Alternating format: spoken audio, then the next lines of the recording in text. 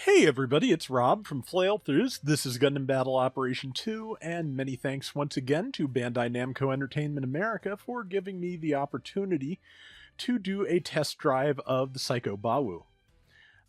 It is a 650 General with, as you can see, Psycho plates, so we're going to take a look at, going to hit the right button, and then take a look at what all it can do. It has melee priority 2, usable ground or space. It is space compatible, so a few slight advantages there.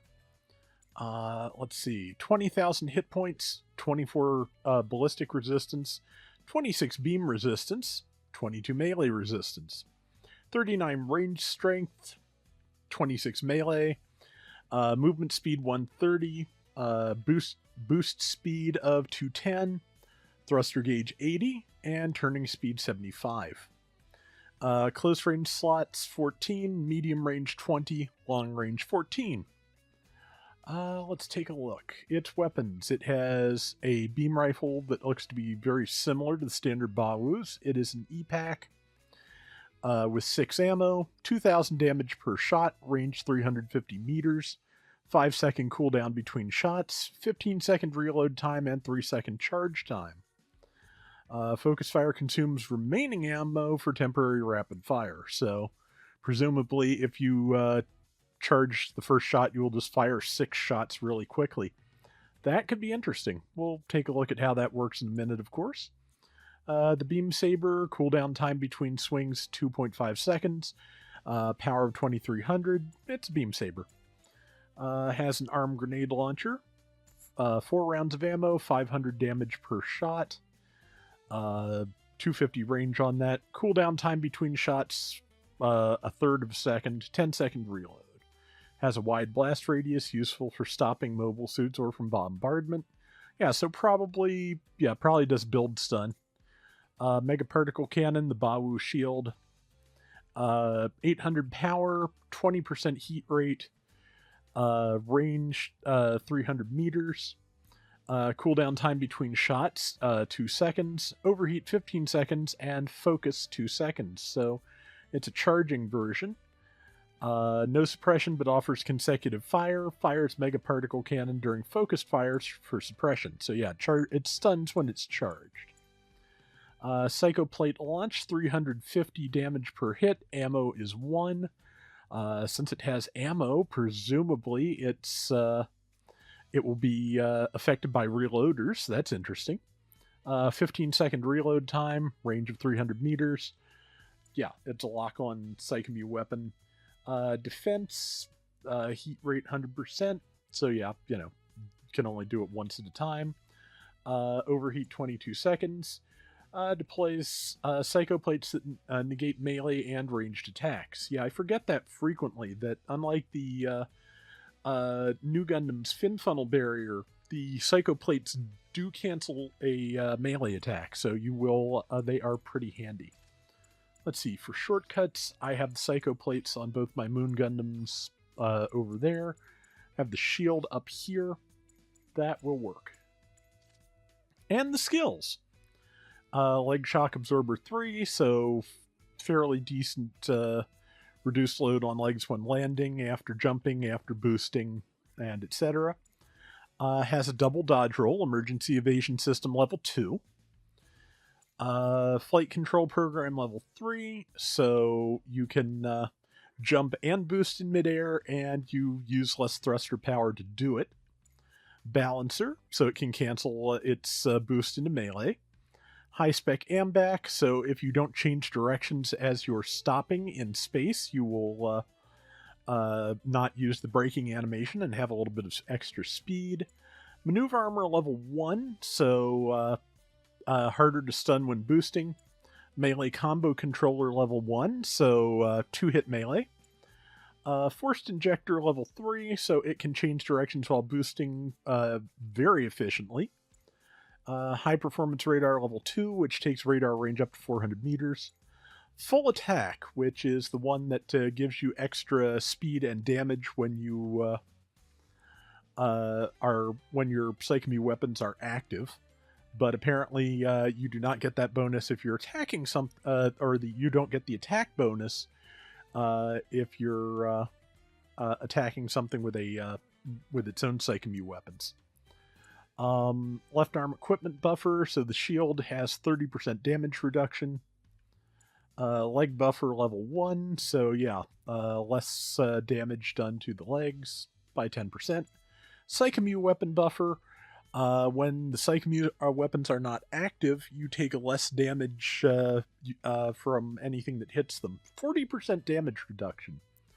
I believe with the part that came out last week, you can get that to 45 or 50%. I'll take a look real quick because I'm trying to remember. 5%, yeah, 45% damage reduction if you have that part and equip it. As usual, I am not going to equip any parts to do this preview, because I want to just see what the thing's like with the base stats. As always, it is 500 mass driver facility, because, yeah, there's Zocs here, which let me test the build stun on some instant stun weapons. So let's take a look at what we've got. Ready to begin? All right. Boy, those are bright. I hope you can change the color on the Psycho plates. I doubt it, because I don't think you can do so on the Moon Gundam, but we'll find out. Okay, so we're going to start off with a charge on the rifle just to see if it really fires all 6 shots. No, I think it fired 4. That's still like 10,000 damage to a 500 Gundam. Also, yeah, even by double Zeta, suits had started getting way bigger, as you can see how, much taller the Bawoo is than the Gundam. Yeah, okay, so let me check something out here. I think that was only... oh, I just charged again. Let me cancel out of that. Okay, so the grenades fire 2 at a time. They do... If all 4 hit, I suspect they will stun. We'll test that first and then go back to the rifle. Yep. Takes about 3, in fact. Alright, so... I just want... Okay, we're going to start with a charged shot and see how many shots it actually fires. It fires 4. Okay, so now what I want to test is I want to fire off 3 shots and charge it and see if it still fires 4. Because I'm curious about that, just to see if you get that burst fire no matter how many shots you have left. That could be useful, but... That's 2... And we'll test the individual damage while we're at it. Yep, about the same as each of the burst shots, so... Yeah, charging with 3 shots remaining, and then we will... No, I think it only fired 2 shots, so... That's interesting. Apparently there is always a drop-off with the rapid fire. That's an odd choice, but nothing wrong with it, just weird. Okay, so...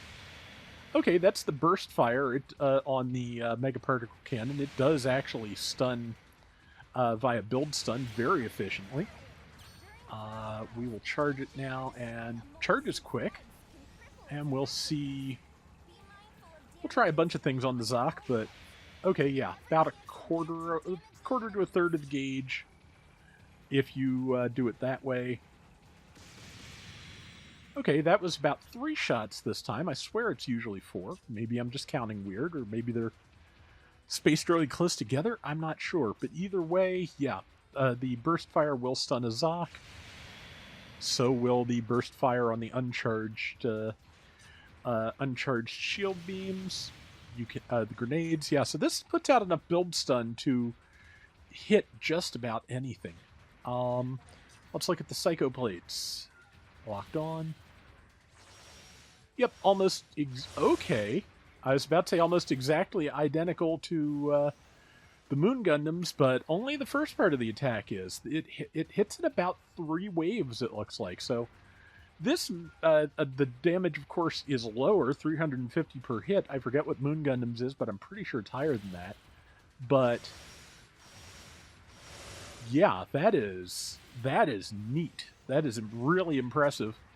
Far more aggressive than the Moon Gundam version. Also, putting this on, I thought was supposed to give a higher speed when you were deploying these, but maybe only in active mode. Maybe in defense mode it doesn't work. Let's find out.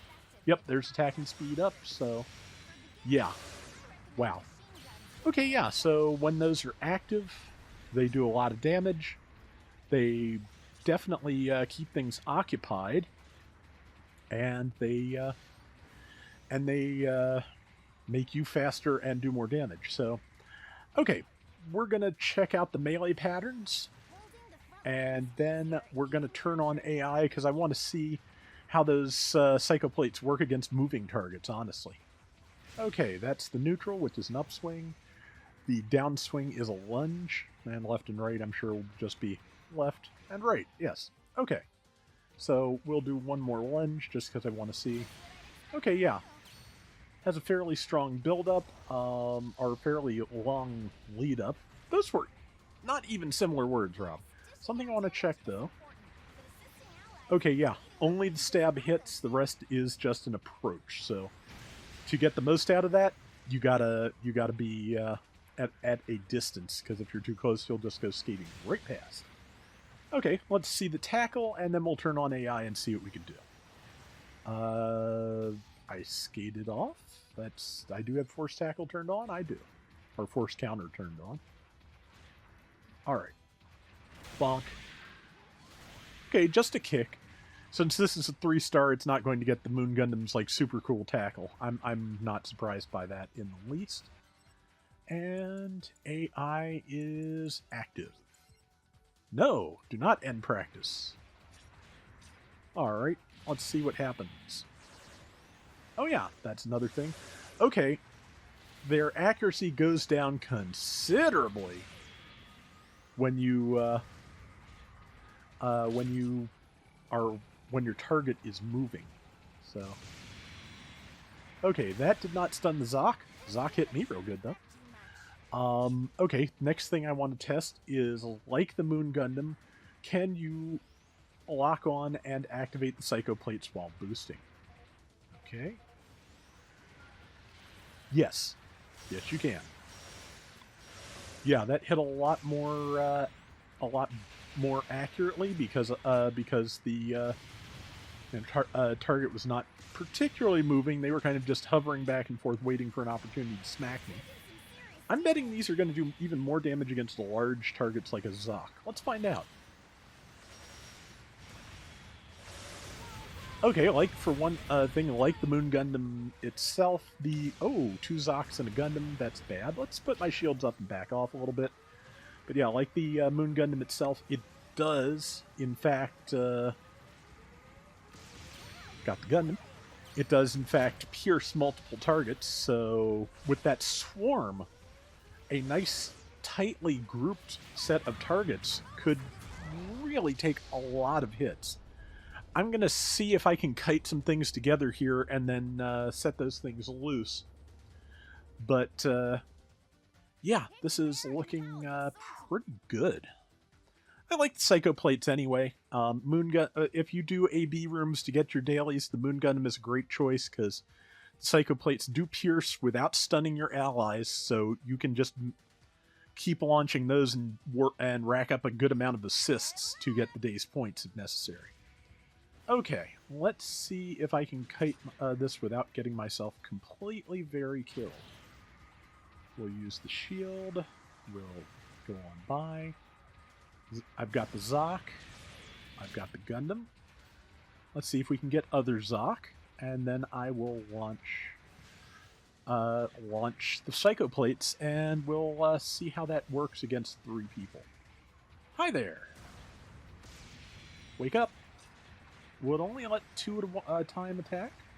No, they are starting to move together. Good, and plates. I didn't see the damage because I was facing away. Okay, well, that was smart, but I've at least got them grouped again, so, and it'll be ready in a moment. Okay, go. And now we launch. Yeah, it stunned the Zoc. That's always a good start. The Zoc is going to be dead.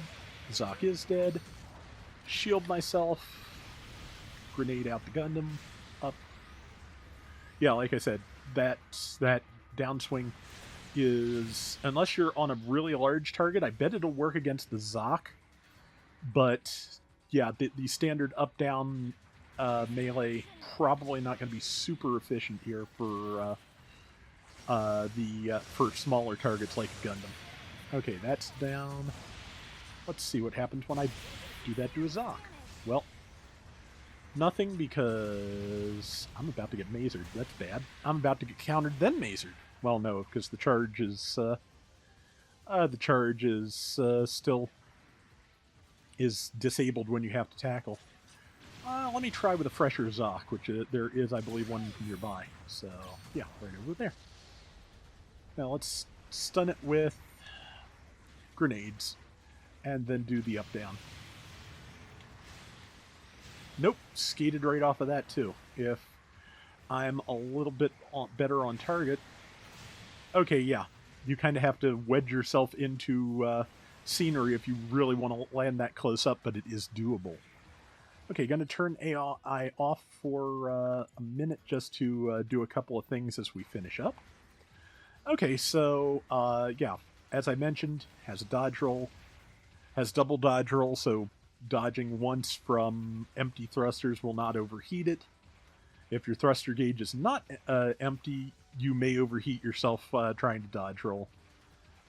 It has the skill that lets you both jump and boost in midair with better boost efficiency. And once the thrusters cool down a little bit, I will show off Forced Injector level 3, which I've done before, but just in case. Yeah, as you can see, you can change directions while boosting very easily without overheating. With Forced Injector level 1, it's very hard to get more than 1 or 2 boosts out of a full boost gauge. Level 2 and 3, you have a lot more leeway with. Okay, lastly, also, just because somebody asked about this and I realized it had been 1,000 years since I mentioned it, I actually use an unusual control setup for Gundam Battle Operation 2. Someone was asking me how I turn the camera while I'm boosting, and the reason for that is that I have swapped the jump and boost buttons. For me, jump is X, and boost is L1. So with boost on L1, you can turn the camera and do a lot more sophisticated maneuvering while you're boosting, which can get you out of the way of things, or especially with funnel type suits that can lock on while boosting, it lets you hold things in your lock on more easily than you could otherwise. So yeah, it's much more comfortable than having to crab claw it, and which, you know, it's the way you'd have to do that if you were using the default setup. So yeah, that is my control setup. Shout out to Lord Antonius for teaching me that these many years ago in Gundam Battle Operation 1, because yeah, it really does make sophisticated, you know, it makes fancy maneuvering and turning to get into melee and to lock on your funnels and things, and keep things in the sights of your missiles and such a lot easier. That reminds me, I may as well... Yeah, unsurprisingly, all the rest of the Psycho Bawoo's weapons, except for the Psycho Plates, cannot be used while boosting. Honestly, that's enough. Yeah. Yeah, so there's that works fairly well. Was able to close with it while the Psycho Plates were stunning it. Granted, as you've seen, the Psycho Plates do not do as much to moving targets, so if the person is smart enough to evade, that might not work as well. But yeah, that is the Psycho Bawoo. It is looking pretty good. Good luck to everybody who wants to get it. And that is going to do it for this Gundam Battle Operation 2 update. We will be back soon with more. Till next time, everybody take care and have fun. Later!